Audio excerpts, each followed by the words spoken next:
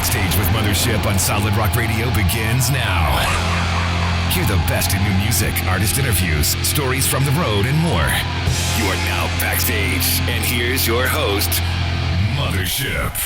Hey everybody, CJ English, formerly of GFM, was excited to let me know some of the things that were happening in her life, and one of those things was playing with Relent at Kingdom Come Festival.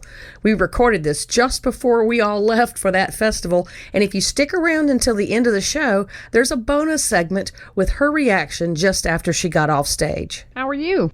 I'm good. Just been relaxing. Nice. We all need a little downtime. I'm just getting ready to fly out the day after tomorrow, so I've got last couple days to learn some songs. Which brings us to, you had contacted me to tell me some exciting news, so here we are. Yes. You're going out with Relent this summer. How in the world did this happen? So at first I was just kind of starting like my own projects, and you can see through like social media that I've been doing my own kind of content, and then in behind the scenes with writing and collabing and doing a bunch of stuff like that. And I saw when I was actually going up to Indiana to write with another writer that KCF was only 30 minutes away from me. And I wanted to go and just support some fellow musicians, some friends and family. And then I was like, Relent's playing. I was like, oh my goodness, like I should totally ask to jump on and just have some more hype and really make it a big thing and have a fun time at KCF, because I love KCF. And for those who don't know, it's Kingdom Come Festival. And I will be there too, so I'll see you. You should stage dive. Oh, yeah. I think I'd much rather spend the entire time watching the bands rather than spending time in an emergency room. Maybe no. Oh, goodness. But I was like, well, I definitely have to go. And then, so I reached out to Miggy. And I was like, hey, man, I would love to like jump on and play a song. Would you be down for that? I'd love to just come and support you if that's okay. And he like immediately was like, oh, that's such an amazing idea. We should like figure out a song. And so we were talking about it. And then like a couple days later, he was like, hey, would you like to like actually collab and play guitar for us and then play a couple festivals? And I was like, oh, my word. Yes. Would you like to play every song? Yeah. I love Relent. I love the message. I love the people in the band. They're some of my best friends and some big like influences. And I was thrilled, like so much could come for this, the opportunities. And I'm just really grateful for them because it allows me to kind of get back out there and play live again, which I wasn't prepared for. I was going to take the summer off and start focusing on myself through writing and being a musician. And yeah, when Maggie sent me that text, I was like, oh, shoot, here we go. It's on now. Can't pass that up. Uh-huh. Now, when did you meet Relent for the first time? I know y'all have toured and played together. Yes, this is actually really funny. So I believe it is, I'm going to mess up the year. I know it's either like, it's early. It's like early 2018 or 2019. And we played Audio Feed. And they actually played the same tent as us. And we did not know each other at all. And we ended up sharing a power cord because there was no power at all. And it ended up being like such a friendly experience. And then we didn't communicate until, I want to say like they were probably already signed with Rockfest Records and doing their own thing, starting into the Christian community. And I think we played a festival with them or a show. I can't remember where we met. We like met up again. But I just immediately remember falling in love with them. And then we went on tour and we just became the best friends. I love Miss Lavana. I love Miggy. I love Gaston and all of them. And we just really connected over being Christian, like our spiritual family. And they really helped me through a lot. So yeah, I was just like, this is so amazing that I can share the stage with them and spend a lot of time with them because I'm in Tennessee and they're in Texas. And the only time I can communicate with them is just over the phone. So it's going to be really cool that I can actually spend some quality time with them. That'll be great. I love those guys too. I feel the same way about them. What are some of the things y'all have done together? We've toured with them in, I believe, last year, kind of like the end, like sometime around this time. But we'd play festivals with them, like KCF, Christian festivals, like Uprise, definitely Uprise. And so it's just like that crossing in between, getting to see band friends and family. But yeah, this will be the second time I'll kind of be on the road with them, because it was really cool when we got to actually tour with them. I would ride in their van, and they took me to Six Flags. No on way. our off days. And so I was like, I've never been to Six Flags. And they're like, you don't understand how cool it is. And so I got to spend the day with them on some of the off days we had on that tour. Nice. How many gigs have you got going on? So we have solidified KCF, Uprise, and Rockfest. There's a few more that we're just kind of in the talks of, but just for right now, just collabing and kind of feeling it out, Yeah. What does this mean for CJ's personal project? So there's a lot I want to say, but also this is kind of my first foot getting back in of who I am. And I know a lot of bands and other people, they just want to push stuff out to get some content rolling. And I've realized that I'm in no rush. This is a major life change for me. And I really want to put something out that I'm going to look back and say, I'm so grateful and happy that I took the time to find my sound before kind of having to backpedal. And so I want people to know that I'm writing. I have a lot of major collabs and really great collabs that are going to be coming out. And I just have a lot more content coming. So I can't be super specific, but I want everyone to know that I can't wait for what is going to come. Are you open to touring with somebody else? I am. I love the idea of collabing and going on stage and playing with a bunch of different people, because I've never been able to do that. And so it definitely is an exciting time to kind of really be a musician, just play with different people and people that I love and respect.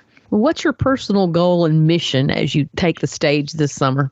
So going through just a lot of life changes, I definitely wanted to keep a lot of the mindsets and missions and goals that I had in GFM, which was to connect with people and continue to look people in the eye, no matter what has been going on, and just show to people that you are loved, you are worth talking to, you are worth the discussion of there is something more, and you have a purpose, and I want to have a conversation with you.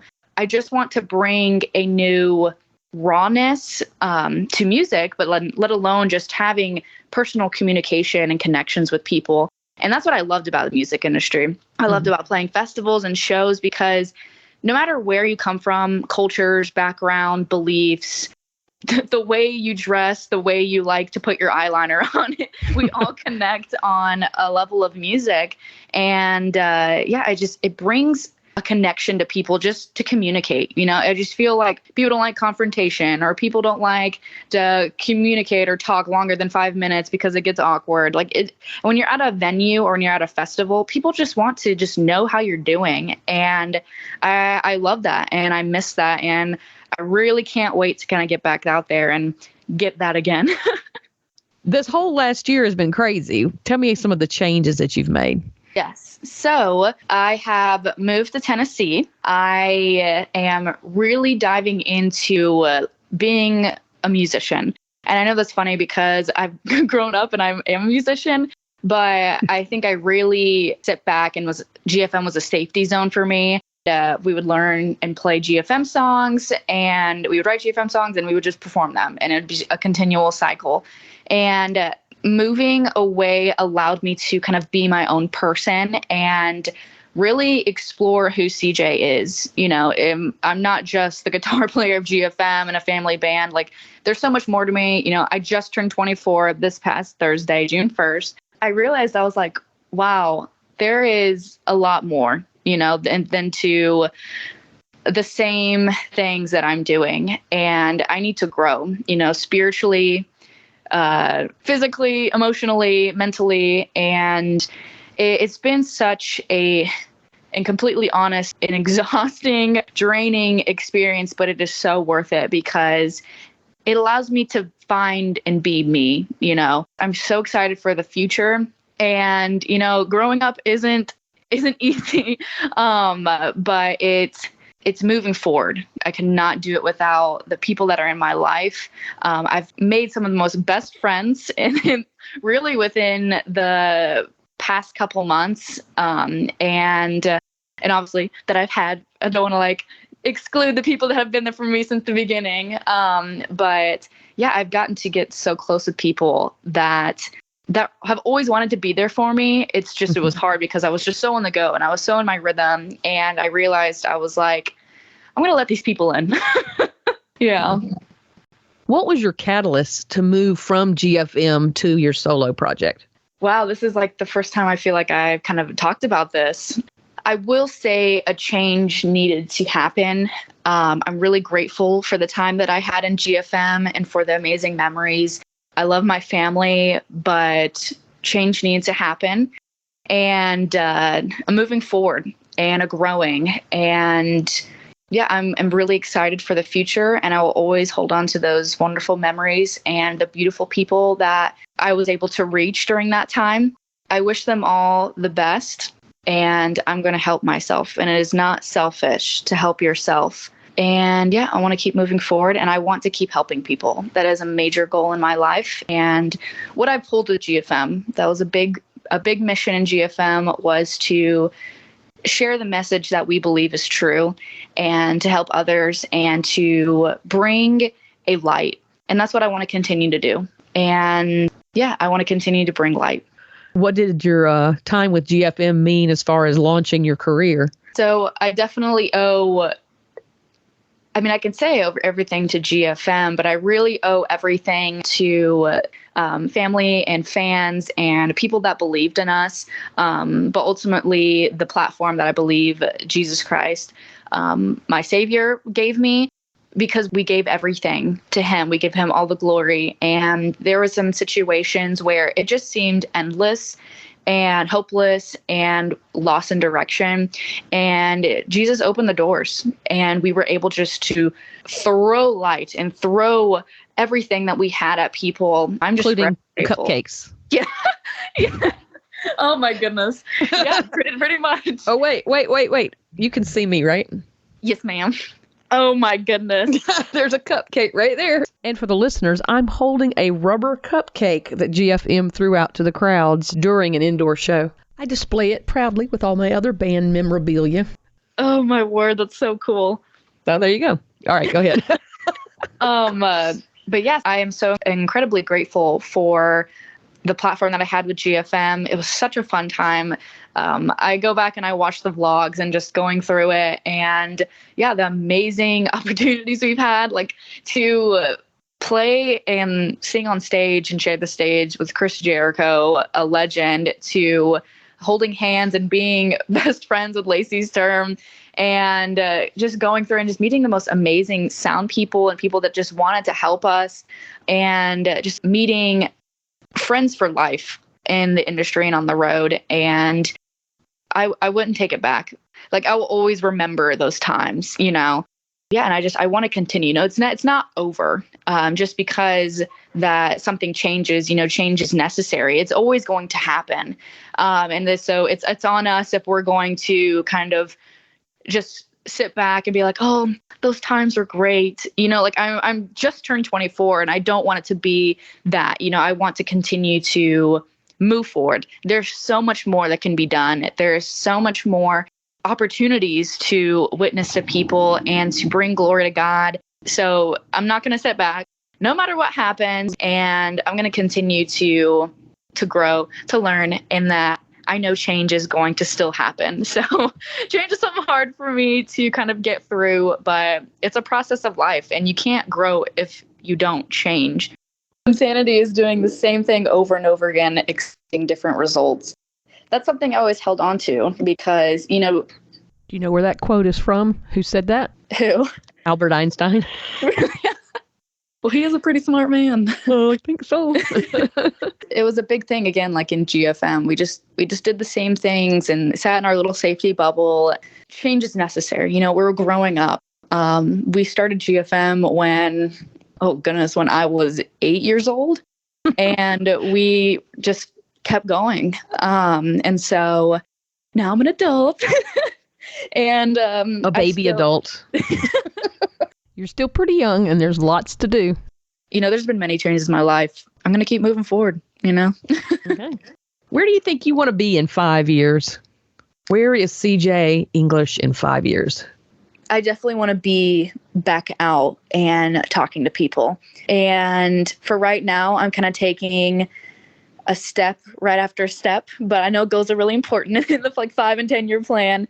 But I see myself still hugging and sharing truth with people and playing music for right now. I know my goals and everything change in months and probably in days, but I know that's a main topic for me that I will want to continue 5, 10, 20, 25 to really I'm here and gone, is connecting with people and sharing truth and talking about spiritual things and playing amazing music and just having a great time. So that brings me to my next question. What makes you happy? Is that what makes you happy? Yes, ma'am. What makes me happy the most is helping others and being a hand to hold, because people have just given so much to me, and the biggest person, Christ, has just given so much for me. And so it's like, who am I to hold back? And I am just forever grateful. So that's what just makes me the most happy, is just helping others. Amen. Have you got a personal passion project you're working on? So I'm doing a lot of writing, and it's been so interesting because with GFM, there's just kind of been a formula. And I honestly wish we could have taken different routes. And I'm taking these routes now. And I love new metal. I love energy and a rawness that the early 90s, early 2000s, and Linkin Park, and really old Skillet. It's good. Oh yeah. And there was a rawness, you could understand a story that they were giving, and it wasn't so programmed. I really grasped onto that. And so I'm really excited to share lyrics and music that I have just been writing. So those are my little personal projects. Yay. Okay. What's the best musical advice anybody's given you? Yes, the best advice I've received, if you write music for other people, then that's what it's going to be. I first started early GFM. I want to say when we were first writing GFM songs, and this was before Oh the Whore, before Taking Over. This was even really before Identity Crisis, right in the middle of Identity Crisis, our first album. And Jake Jones and Justin Forshaw from As We Ascend and their old band We As Human, they explained to us, because they were our first producers in the industry, and we were little babies, and they said, you need to write music that comes from you, that you love. Because you can write music that people love all day long, then that's what you're doing. Why did you get in the music industry? Why do you play music? It's because it's your passion. It's what you love. And so that's really stuck with us from the beginning, because we wanted to find our sound individually, who we were, because that was our key. We wanted to play music that we loved, because if we loved it, then you would feel that energy too, because we just had such a fun time on stage. We would smile, it was always funny. We used to joke that's why is everyone so serious? Let's just have a great time. And I still hold that true today. And in my live performance and my songwriting, I want it to come from what I'm feeling, who I am. And I feel like that just portrays and gets out another level of oomph, if you know what I mean. Mm-hmm. I do know what you mean. Let's do a few fun questions. All right. Sure. What's the silliest fear you have? The silliest fear I have is the fear of the dark. And I know that's really simple. But yeah, I have a stuffed frog, a little stuffed animal frog, and I hold on to him when I lay in bed, because sometimes I get scared, and I have a nightlight. You have a nightlight. Okay. there's nothing wrong with nightlight. Like, what happens if you wake up in the middle of the night and you got to get somewhere and you can see? I don't understand the people that can sleep in pitch dark. What kind of psycho sleeps in the dark? Oh my goodness! I got a sound machine. I got to get that noise going. I have a fan. You like white noise or brown noise? I like brown noise. I had white noise, but I think I looked up brown noise one time, and I really like that. I have to fall asleep with something playing. Ooh, let me share some advice someone gave me, and it really works. If you're ever having one of those nights where your brain won't stop talking to you, and you're having a hard time going to sleep, put on a long podcast or a Twitch stream or something on YouTube, and then just put your earbud in and just put it real low so you can barely hear the words. And that talking in your head will drown out your brain talking to you. Oh. It really does work. You should try it sometime. Oh, okay. Yeah. I'm very holistic, so I got a tea to recommend too. So with the herbal essence, you can get it like at Publix, Walmart. They have like that giant section of teas. One's called Nighty Night with passion fruit flower. It knocked me out, like, boom, immediately. And I was like, oh my word, this is magic. So I don't know what's in that passion fruit flower, but it knocks me out. So Nighty Night. Yeah, I'm a big fan of hot tea in the morning and night. Well, really anytime during the day. But green teas are usually my go-to at night. As a matter of fact, I'm a big tea gal. I just had my tea in my little cologne mug here. I love coffee mugs. I know. I might be a little obsessed. I'll be in the store and pass by the mugs, and I'll say to myself, I don't need to look at the coffee mug section, but here I am. Oh, my word. You got any other obsessions while we're asking for silly things? Let me see. An obsession I have right now is probably frogs. I like to look at pictures of frogs.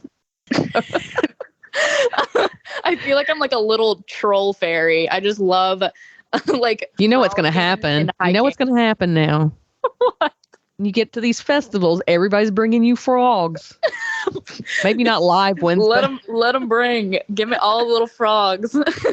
Oh my goodness. That's something I want to get, like either a little turtle or a little frog and name him like Toady or something. I actually had a Siamese fighting fish and a little frog when I was a teen. I called him Rhett Butler, and the fighting fish was Scarlett O'Hara. Oh my goodness. I had him in a little bowl. So I've had a little frog, and I really enjoyed him because he would take his little food, his little frog food, so there'd be little flakes, and he would take his little hands with his little fingers outstretched and just stuff those little flakes into his mouth. This is so cute. I just love adorable. Frogs. Oh my word. Who's the funniest person you've ever met? The funniest person I've ever met, and it's really hard. I want to say myself. I know I can't be prideful. Really, it's so interesting because, with my family, in GFM, we never talked about boyfriends. So this is the first time I've ever talked about this in public. It's my boyfriend, Hudson. I call him my twin flame because I feel like I'm looking in a mirror. And that's why I feel like it's okay to say Hudson, because I feel like I'm saying myself too. Because we just go back and forth, and I swear people probably think that we have lost our minds because we will just have these like communication, and it's not even conversations, it's just communication, and we'll just say the dumbest things, and it's like the point where you're falling over and you have stomach cramps because you're crying so hard. But yeah, it's probably Hudson. Okay, that just means you're in love. How did you meet Hudson? I met Hudson when I was playing a show in Nashville, and it was really cool because I didn't know him at all. It was actually through a friend invited him because he's a producer through Dark Horse, and did a lot of tours with other people like Billie Eilish, Post Malone, just a lot of people in general. And he was like, hey, just come out, like we're coming to a show. And so like he helped us load out, and then he really liked our band and kind of like who we are as people. And he's like, hey, I'd love to help out and go on the road with you guys. And we were like, sure, yeah, totally. And we played Kona, and then it really hit off. And he was teching for me. That's how it just kind of went. He was teching for GFM, and then he just became my best friend really fast. And then a while later down the road, we were just talking, and we just were like, I like you. I know this is so weird. I've never about any of I this like before. you. It's so, this is just a little. Is this awkward? It's, because my life has always been online, and it was something that we just never talked about relationships, because we were young and we really didn't have relationships. But if we did, they were private. But now, like, I'm an adult. You kept them private. And so like later down the road, when everything was, settled, and that's just how it happened. And he's my best friend, and he really is the one that has helped me through a lot. So and he lives in Nashville as well. Yeah, I moved up really to kind of start fresh and be closer to like Nashville and where I produce. And Is there anything I have missed that we needed to talk about? Just be on the lookout and come out to shows, and so I can say hi, so I can hug everyone. Okay, so you guys heard her. Come to all of the festivals to hug CJ. And bring me little frogs. And bring you little frogs. And that's what people are going to do. All right. Keep your eye on her social media to make sure you know what's happening. 100%. I'll definitely be posting, and I want to start vlogging because I've always vlogged my life, and so just kind of what's going on now. And I'm going to be flying soon from this conversation, but I know it's going to be later. But just the experience of what is, me talking a little bit more about how I starting to collab with Relent, and the process of me learning the songs, and me flying to Texas, and just spending time with everyone, and Miggy and Lavana and Gaston and everyone.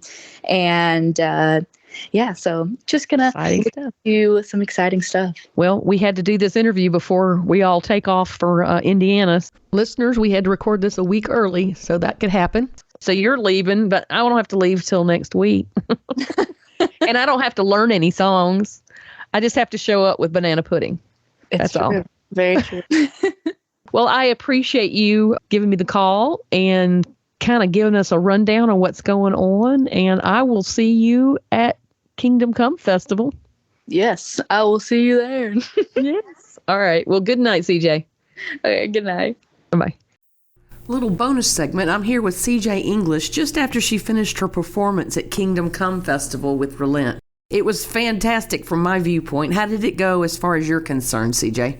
It went so well. I was talking about it earlier with you, that it was just so organic, and it fit so well. Like I was saying, we didn't get a chance to actually practice together on a stage. So when I really ran out, I was just hoping for the best. But yeah, the whole thing was so smooth. I would jump around and just miss Miggy by a millisecond. Yep. And we would just be both headbanging. I was joking with Damien the whole time. I'd run back to Gaston, and he would just be cracking up. So yeah, the whole flow of everything just went so well. So I was just really blessed by God. And but I was nervous. I definitely was nervous. Well, the crowd was really hyped to see you. Oh, yeah. So it was exciting. Was it great seeing old friends? It was funny. I was sound checking my guitar, and I was just playing some GFM songs too, and people were like, oh my word. And so it was really cool. Tell the people kind of what happened. There was kind of a unique situation this time around. Yeah, so there was a bunch of stuff that happened with KCF, and I was driving up, part of my car fell off, and with Relent's, their tires, I think it was Damien's 2 front tires, completely blew, and so he had to get front $200 just to go to the trip. That it was in warranty, but it was whatever broke was out of warranty, and then Miggy's air conditioning went out. There's just so much stuff that was happening, and then with some medical issues, we didn't even think we were gonna play, but our set got pushed back to 8, so that helped us a little, and then we still were I just don't know. And then super thankful, big shout out to Chaotic Resemblance for switching switching with us, so we played at 9, and everything just worked out, and we were able to play and warm up. And so all glory to God. And something happened that I guess Satan did not want to happen, because he was just trying to throw everything at us. But yeah, it just all worked out. So it was perfect. What's special about this particular festival for you? It's really the people. Like, I was just going to come to the festival before everything happened just to support it. A lot of the bands that I love, just like shout out to Convictions and Brutality and Red Letter Rising. And it's just some genuine people that have genuine hearts that want to help, that want to reach out to people. And yeah, I want to support Angie and the festival and everything going on. And you and other people that come to help bring light to these bands. And so, yeah, it's really the people. We touched on it when we talked earlier, but again, go over what are the upcoming shows. Where can they see you? Yeah, for sure. So what I have contracted with Relent is I'm playing Uprise and Rockfest, and just big festivals that have such memories with me. So I'm really blessed that I get to play with them. So that's going to be sick. Now knowing that it's a good set, I'm not so nervous now that I know I can do it, so it's going to be really fun. Well, I hope to see you again. Yes. I know I'll see it Uprising. So thanks again for you did 2 interviews in 1 week. How about that? I know. I'm staying busy. Okay. Have a great night. You too. Right. Thank you for listening. Stay tuned for more great music, and check out my blog page on the Solid Rock Radio website for my guests' social media links. If you've missed any of my past interviews, you can find them uploaded to podcast.solidrockradio.org. Have a wonderful week, and let's be kind to one another.